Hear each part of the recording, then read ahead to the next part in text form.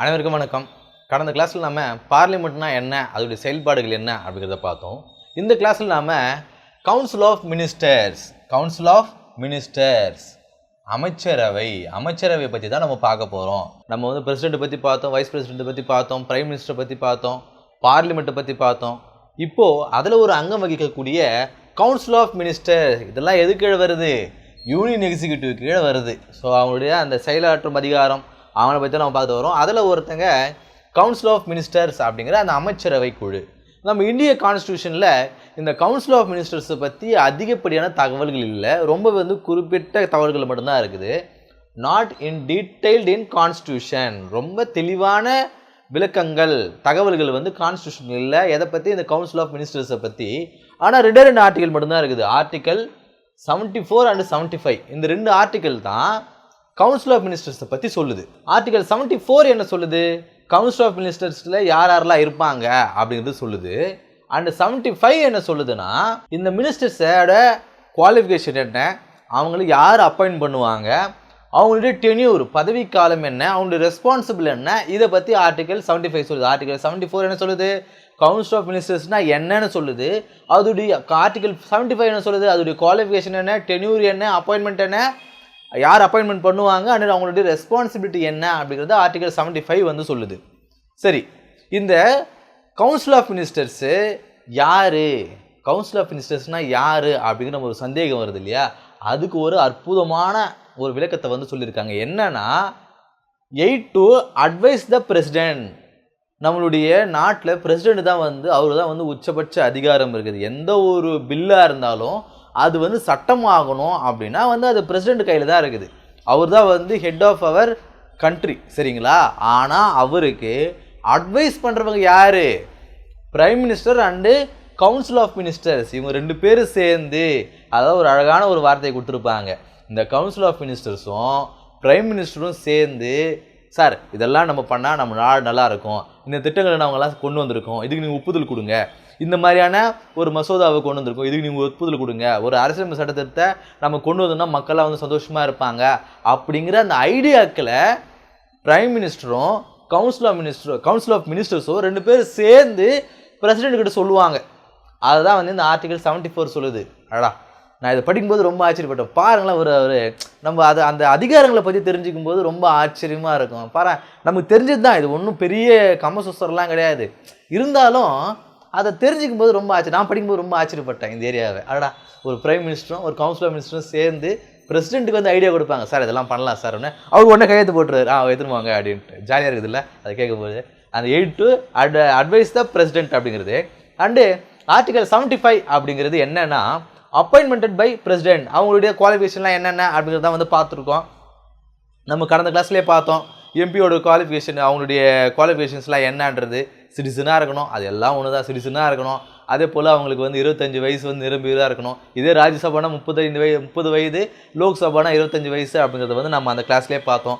And இதில் வேறு என்ன சொல்கிறாங்க அப்படின்னா, டோட்டல் மெம்பர் ஆஃப் லோக்சபாவில் இருக்கக்கூடிய மெம்பர்ஸில் ஒரு 15% தான் வந்து மினிஸ்டர்ஸாக இருக்கணுமா. மொத்தம் எத்தனை பேர் இருந்தாங்க லோக்சபாவில் மொத்தம் 543 பேர் இருந்தாங்க.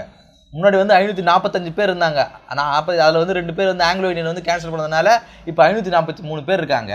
இந்த 543 பேரில் 15% எவ்வளோ வருதோ அத்தனை பேர் தான் வந்து மினிஸ்டர்ஸாக இருக்கணும் அப்படின்றது வந்து சொல்கிறாங்க. 15%ல் பிரைம் மினிஸ்டரும் ஒருத்தர், அவரும் வந்து ஒரு அமைச்சர், மினிஸ்டர் தானே. அதனால் 15 பேர். அவர் இல்லாமல் பிரைம் மினிஸ்டர் தனி கிடையாது, இன்க்ளூடிங் பிரைம் மினிஸ்டர். அந்த வார்த்தையை வந்து சொல்கிறாங்க பாருங்கள், இன்க்ளூடிங் பிஎம் அப்படிங்கிறது. மொத்த லோக்சபா மெம்பர்ஷிப்பில் 15% தான் வந்து அந்த கவுன்சில் ஆஃப் மினிஸ்டர்ஸ் இருக்கணும். அதில் பிஎம்மும் வந்து இன்க்ளூட் அப்படிங்கிறத வந்து சொல்கிறாங்க. இது எப்போ கொண்டு வந்தாங்க அப்படின்னா, 2003ல் 91வது சட்ட திருத்தத்தின் வாயிலாக இந்த விஷயத்தை வந்து கொண்டு வந்தாங்க. அந்த 15% தான் மினிஸ்டராக இருக்கணும், அதில் பிஎம்மும் ஒரு ஆளாக இருக்கணும் அப்படிங்கிறத வந்து இதில் சொல்லியிருப்பாங்க. இன்கேஸ் அந்த 15% மினிஸ்டர்ஸில் லோக்சபா உறுப்பினர்கள் மட்டும் இல்லாமல் ராஜ்யசபா உறுப்பினர்களும் இருக்கலாம். நம்ம ரீசெண்டாக இப்போ மினிஸ்டர்ஸ்லாம் வந்து பதவி விருப்பம் செஞ்சுக்கிட்டாங்க. அதில் பார்த்திங்கன்னா நிறைய இந்த ராஜ்யசபா உறுப்பினர்கள் கூட டைரெக்டாக வந்து மக்கள் மூலமாக தேர்ந்தெடுக்கப்படாதவர்கள் கூட ராஜ்யசபாவில் இருக்கிறவங்க வந்து மினிஸ்டர் ஆனாங்க. இன்கேஸ் ராஜ்யசபா உறுப்பினராகவும் இல்லை, லோக்சபா உறுப்பினராகவும் இல்லாமல் ஒருத்தரை நீங்கள் மினிஸ்டராக வந்து அப்பாயின்மெண்ட் பண்ணுறீங்க அப்படின்னா அவங்க 6 மாதத்துக்குள்ள ஏதாவது ஒரு மக்களவை தொகுதியில் நின்று அவங்க ஜெயிக்கணும். அப்படின்னா மட்டும்தான் அவங்க வந்து அந்த மினிஸ்டர் பதவி வந்து கண்டினியூ பண்ண முடியும். இன்கேஸ் லோக்சபா இல்லைன்னா ராஜ்யசபாவிலேயாவது அவங்க வந்து உறுப்பினராக ஆகணும் அப்படிங்கிறத வந்து இங்கே சொல்கிறாங்க. அடுத்ததாக ஆர்டிகல் 75 என்ன சொல்லுது அப்படின்னா, இந்த கவுன்சில் ஆஃப் மினிஸ்டர் இருக்காங்க இல்லையா, இவங்கெல்லாம் கலெக்டிவ்லி ரெஸ்பான்சிபிள் ஃபார் லோக்சபா. அந்த லோக்சபா இருக்குது இல்லையா, அந்த லோக்சபாவுக்கு இவங்க தான் பொறுப்பாங்க. யார்? Council of minister. அந்த 15% மெம்பர்ஸ் இருக்காங்க பாருங்க, அவங்க தான் லோக்சபாவுக்கு பொறுப்புனா என்னங்க அப்படின்னா, இன்கேஸ் இந்த கவர்மெண்ட் வந்து சரியாக வந்து ஒர்க் பண்ணல, இவங்களுடைய ஆட்சி வந்து எங்களுக்கு வந்து விருப்பத்தை தரக்கூடியதா இல்லை அப்படின்னு அந்த 543 பேர் இருக்கிறாங்க பாருங்க, இந்த 543 பேர், இந்த 15% இல்லாமல் மீதி இருக்கிற அந்த 543 பேரில் எல்லாரும் ஒரு மனதாக சேர்ந்து நோ கான்ஃபிடென்ஸ் நம்பிக்கையில்லா தீர்மானம். நோ கான்ஃபிடென்ஸ்னா என்ன? நம்பிக்கையில்லா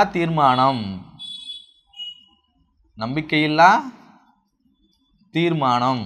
நம்ம சிவாஜி படத்தில் பார்த்துருப்போம், ஆதிசேஷனுக்கும் சூப்பர் ஸ்டாருக்கும் வந்து பிரச்சனை வரும்பொழுது சொல்லுவார், அது அவர் கொடுத்த ஆர்டர்லாம் கேன்சல் பண்ணுங்கன்னு சொல்லிட்டு போய் கேட்பார் ஒரு மினிஸ்டர்கிட்டயோ சீஃப் மினிஸ்டர்கிட்டயோ போய் கேட்பார். அவர் வந்து முடியாது, மக்களுக்கு நல்லது பண்ணணும்னு சொல்லும்பொழுது இதுக்கப்புறம் உங்கள் ஆட்சியே இல்லை அப்படின்னு சொல்லிட்டு நேராக வந்து ஒரு கால் பண்ணி இந்த மாதிரி சட்டசபையில் ஒரு நம்பிக்கையில்லா தீர்மானத்தை கொண்டு வாங்க, எவ்வளோ செலவாகணும் பரவாயில்லன்னா எம்எல்ஏக்கள்லாம் வந்து காசு கொடுத்து அவங்க போய் சட்டமன்றத்தில் ஒரு நம்பிக்கையில்லா தீர்மானம் கொண்டு வராங்க, இவங்க ஆட்சி சரியில்லை, ஆட்சியை கலைச்சிடுங்க அப்படின்னு சொல்லிட்டு.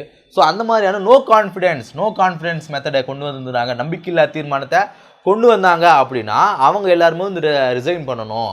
நம்மளே சொல்லியிருந்தேன், லோக்சபாவில் மெம்பராக இல்லைனாலும் ராஜ்யசபாவில் இருக்கக்கூடியவங்களை நீங்கள் மினிஸ்டர் ஆகினாலும் அவங்களுமே நீங்கள் வந்து ரிசைன் பண்ணி ஆகணும் அப்படிங்கிறத வந்து சொல்கிறாங்க. நோ கான்ஃபிடென்ஸு வந்துச்சு அப்படின்னா ரிசைன், இன்க்ளூடிங் ராஜ்யசபாவில் இருக்கக்கூடிய ஒருத்தர் நீங்கள் கவுன்சில் ஆஃப் மினிஸ்டர் நீங்கள் ஜாயின் பண்ணி வச்சுருந்தாலும் அவர் வந்து ரிசைன் பண்ணணும் அப்படின்னு சொல்கிறாங்க. இவங்க வந்து ஒவ்வொருத்தராக வந்து நான் ரிசைன் பண்ணுறேன் அப்படின்னு வந்து பண்ணணுமானா கிடையாது. என்டையர் கவுன்சிலே வந்து ரிசைன் பண்ணது தான். ஒவ்வொருத்தராக வந்து லெட்டர் கொடுத்துட்டு சார் நான் ரிசைன் பண்ணுறேன்லாம் சொல்லக்கூடாது. பதவி பிரமாணம் பண்ணும்பொழுது ஒவ்வொருத்தராக வந்து நம்ம வந்து அந்த அஃபர்மேஷன் கொடுக்கலாம், பதவி பிரமாணம் எடுத்துக்கலாம். ஆனால் இந்த மாதிரி நோ கான்ஃபிடன்ஸ் வரும்போது ஒவ்வொருத்தராக வந்து ரிசைன் பண்ண தேவையில்லை, என்டையர் கவுன்சிலே ரிசைன் பண்ணதான் அர்த்தம் அப்படிங்கிறத மாதிரி சொல்கிறாங்க. அடுத்தது ஆர்டிகல் 78 நம்ம லாஸ்ட் கிளாஸ்லேயே பார்த்துருப்போம், பிரைம் மினிஸ்டருடைய வேலை என்ன. ஆர்டிகல் 78 வந்து டியூட்டிஸ் ஆஃப் பிஎம் உடைய கடமைகள் என்னென்ன அப்படிங்கிறத பார்த்துருப்போம். அவருக்கு வந்து கம்யூனிகேஷன் தான், பிரசிடென்ட் என்ன சொல்கிறான்றது வந்து இந்த கவுன்சில் ஆஃப் மினிஸ்டர்கிட்ட வந்து சொல்லணும், இவங்க என்ன சொல்கிறாங்கன்றது அவர்கிட்ட போய் சொல்லணும். ஸோ அந்த மாதிரியான வேலைகள் அவருக்கு அதை மட்டுமா செய்கிறார், இன்னும் நிறைய வேலைகளை வந்து செய்வார். ஸோ ஆர்டிகல் 78 வந்து அதை தான் வந்து சொல்லுது. இந்த கவுன்சில் ஆஃப் மினிஸ்டர்ஸை நம்ம வந்து 3 விதமாக பிரிக்கலாம். என்னென்ன? Cabinet minister, minister of state, deputy minister. இந்த 3 வகையாக பிரிக்கலாம். கேபினெட் மினிஸ்டர்னால் என்ன? அவங்க தான் வந்து மெயினான ஆள், ரொம்ப முக்கியமான துறைகள்லாம் வந்து அவங்க கையில் தான் இருக்கும். என்னென்ன துறைகள்? டிஃபென்ஸு, இராணுவம் தொடர்பான துறைகள் இருக்கும். ஹோம் அஃபேர்ஸ், உள்துறையில் இருக்கிறது அவங்க தான் இருக்கும். எக்ஸ்டர்னல் அஃபேர்ஸ், வெளியுறவுத்துறை, எக்ஸ்டர்னல் அஃபேர்ஸ் அவங்ககிட்ட தான் இருக்கும்.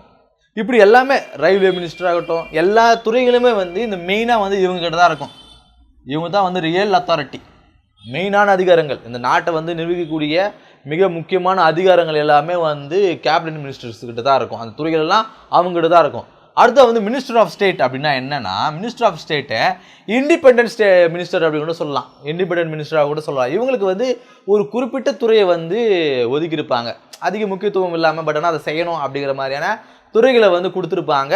அவங்க வந்து எந்த ஒரு மினிஸ்டர்கிட்ட, இந்த கேபினெட் மினிஸ்டர்கிட்ட போய் இவங்க வந்து சப்மிட் பண்ணணுன்றது அவசியம் கிடையாது. இவங்க வந்து இந்த கேபினெட் மினிஸ்டர் ஒரு மினிஸ்டர்கிட்ட இல்லாமல் இந்த கேபினெட் மினிஸ்டருக்கே வந்து இவங்க வந்து ரெஸ்பான்சிபிளாக இருக்கலாம் அப்படிங்கிற மாதிரி ஒரு குறிப்பிட்ட துறையை மட்டும் கொடுப்பாங்க. அது துறை சம்பந்தமான அதிகாரங்கள் வந்து அவர்கிட்ட இருக்கும், அதுதான் வந்து மினிஸ்டர் ஆஃப் ஸ்டேட் அப்படின்னு சொல்கிறாங்க. அடுத்து வந்து டெப்யூட்டி மினிஸ்டர். இந்த கேபினெட் மினிஸ்டர் அப்படிங்கிறது ரொம்ப முக்கியமான துறைகள் வந்து கேபினெட் மினிஸ்டர்கிட்ட இருக்கும். மினிஸ்டர் ஆஃப் ஸ்டேட் அப்படிங்கிறது வந்து அதிக முக்கியத்துவம் இல்லாமல், பட் ஆனால் அதுக்கு ஒரு துறை இருக்கும், அந்த துறைக்கு வந்து ஒரு கொடுங்க. திடீர்னு வந்து ஒரு ஸ்பெஷலாக வந்து இப்போ வந்து ஒரு ரோடு போடுறாங்க, அதுக்கு ஒரு துறையை அவருக்கு ஒதுக்கி கொடுங்க. இல்லை ஒரு முக்கியமான ஒரு விஷயத்தை கொண்டு வராங்க, அதுக்குன்னு அந்த துறையை கொடுத்து அந்த மினிஸ்டர் அந்த வேலையை பார்க்க வைங்க அப்படின்ற மாதிரியான விஷயங்களை மினிஸ்டர் ஆஃப் ஸ்டேட் கிட்ட சொல்லுவாங்க. இவர் வந்து ஒரு இண்டிபெண்டன்ட் மினிஸ்டர் அப்படிங்கிற மாதிரி யாருடைய நேரு கட்டுப்பாடு இல்லாமல் அந்த கேபினெட்டுக்கு மட்டுமே வந்து பொறுப்புள்ளவராக இருப்பார். டெபுட்டி மினிஸ்டர் அப்படிங்கிறவருக்கு வந்து எந்த துறையுமே இருக்காது. அவர் என்னன்னா இந்த மினிஸ்டர் ஆஃப் ஸ்டேட்டோ இல்லை கேபினட் மினிஸ்டரோ இருக்கிற ஏதோ ஒரு மினிஸ்டருக்கு அவர் வந்து ஹெல்ப்ஃபுல்லாக இருப்பார். நிர்வாகம் சம்மந்தமாக ஒரு அட்மினிஸ்ட்ரேட்டிவ் அசிஸ்டண்ட்டாக வந்து இருப்பார். நிர்வாகம் சம்மந்தப்பட்ட ஒரு மினிஸ்டராக வந்து இருப்பார். அதான் வந்து டெபுட்டி மினிஸ்டர் அப்படின்னு சொல்கிறாங்க. இதில் ரொம்ப முக்கியமான ஒரு விஷயம் கிச்சன் கேபினட் அப்படிங்கிறது ரொம்ப முக்கியமான ஒரு விஷயம். என்னன்னா இதை வந்து இன்னர் கேபினட் அப்படின்னு சொல்லுவாங்க. கேபினட் மினிஸ்டர்னா யாருன்னு முன்னாடியே பார்த்துருப்போம். கேபினட் மினிஸ்டர்னா என்ன, அவங்களுக்கு தான் வந்து ஒரு ரியல் பவர் இருக்கும்.